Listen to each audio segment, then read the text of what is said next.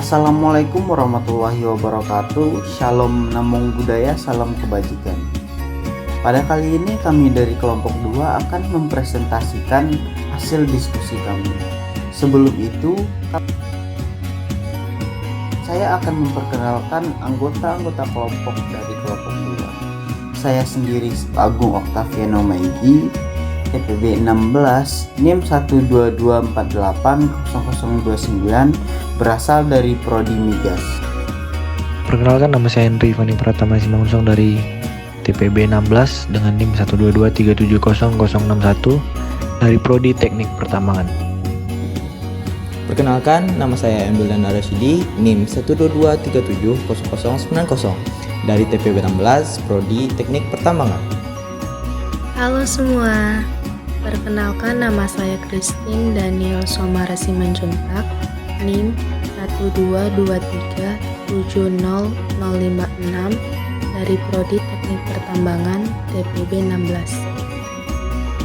Halo, perkenalkan nama saya Wulan Indonesia Manoro, NIM 122480032 dari TPB 16. Perkenalkan, nama saya Suryadi Akmalwijaya dengan NIM 122370060 dari Program Studi Teknik Pertambangan kelas TPB 16.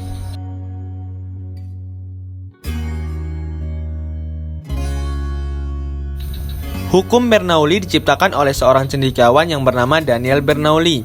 Bernoulli beranggapan bahwa perilaku alam dapat dipahami manusia melalui sebuah konsep partikel yang kecil. Hukum Bernoulli adalah suatu kenaikan dari kecepatan aliran fluida yang mampu menyebabkan adanya penurunan tekanan fluida secara bersamaan. Jika fluida dinamis semakin cepat, maka semakin kecil tekanan yang akan dialaminya. Sementara jika fluida dinamis lambat berpindah, maka tekanannya akan semakin besar.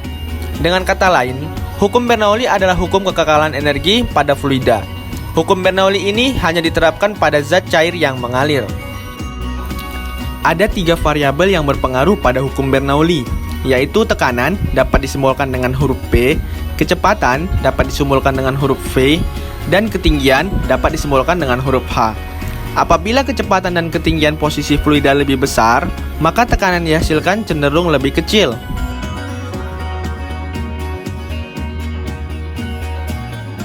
Hukum Bernoulli.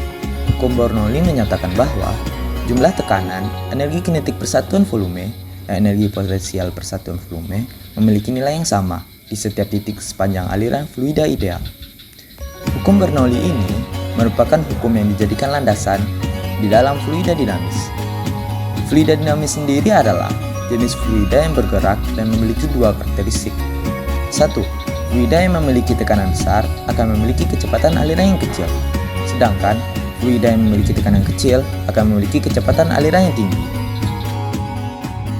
Ada beberapa ciri-ciri fluida ideal. Yang pertama, fluida tidak dapat dimanfaatkan, yaitu volume dan massa jenis tidak berubah walaupun fluida tersebut diberi tekanan. Yang kedua, fluida tidak mengalami gesekan dengan permukaan dinding tempat fluida tersebut mengalir. 3. Kecepatan aliran fluida bersifat laminar, artinya tiap-tiap partikel mempunyai garis alir tertentu dan untuk luas penampang yang sama akan mempunyai kecepatan yang sama. Hukum Bernoulli ini menekankan bahwa suatu tekanan akan menurun apabila kecepatan aliran fluida mengalami kenaikan atau peningkatan. Hukum ini diambil dari buku yang dikarang sang penemu berjudul Hidrodinamika. Secara lengkap, persamaan sistematis hukum Bernoulli dapat dituliskan sebagai berikut. P1 ditambah setelah P1 ditambah P2 ditambah setelah